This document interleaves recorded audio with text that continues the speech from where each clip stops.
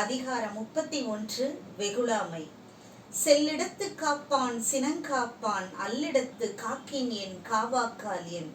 தன் கோபம் பழிக்கக்கூடிய மெலியவரிடத்தில் சினம் கொள்ளாமல் காப்பவனே அருள் காப்பவன்.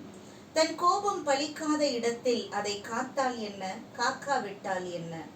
செல்லா இடத்தும் சினம் தீது செல்லிடத்தும் இல்லதனின் தீய பிறர். தன் கோபம் பழிக்காத வலியவரிடத்தில் சினம் கொள்ளுதல் தீமையை உண்டாக்கும். தன் கோபம் பழிக்கின்ற மெலியவரிடத்தில் சினம் கொள்ளுதல் இம்மையில் பழியையும் மறுமையில் பாவத்தையும் உண்டாக்கும். மறத்தல் வெகுளியை யார் மாட்டும், தீய பிறத்தல் அதனான் வரும். எவரிடத்தும் சினம் கொள்ளாமல் தவிர்க்க வேண்டும், ஏனெனில் சினம் தீமையான விளைவுகளையே ஏற்படுத்தும். நகையும் உவகையும் கொள்ளும் சினத்தின் பகையும் உளவோ பிறர். முக மலர்ச்சியையும் மன மகிழ்ச்சியையும் கொள்ளுகின்ற சினத்தை காட்டிலும் வேறு பகை இல்லை. தன்னைத்தான் காக்கின் சினம் காக்க காவாக்கால் தன்னையே கொள்ளும் சினம். ஒருவன் துன்பம் நேராமல் தன்னை காத்து கொள்ள வேண்டும் என்று நினைத்தால் முதலில் அவன் கோபத்தை அடக்க வேண்டும்.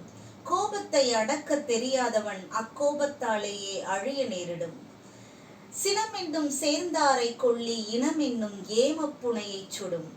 சினம் என்னும் கொடிய நெருப்பானது தன்னை சேர்ந்தோரை சினமுற்றோரை அழிப்பதோடு அவன் வீடு பேறு அடையக்கூடிய வழிகளையும் அடைத்துவிடும். சினத்தை பொருளாக கொண்டவன் கேடு நிலத்தரைந்தான் கைப்பிழையாதற்று.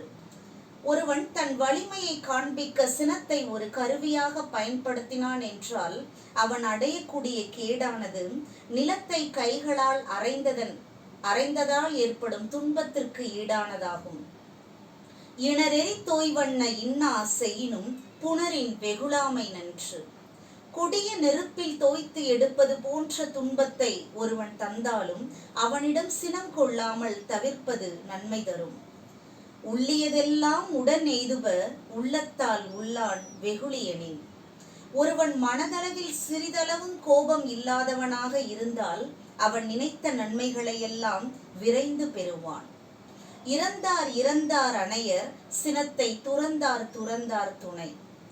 கோபத்திற்கு இலக்கானவர்கள், அக்கோபத்தை அடக்க தெரியாதவர்கள் உயிரோடு இருந்தாலும் இறந்தவர்களுக்கு சமமாவார்கள். ஆனால் கோபத்தை வென்றவர்கள் முற்றும் துறந்த முனிவர்களுக்கு ஒப்பாவார்கள்.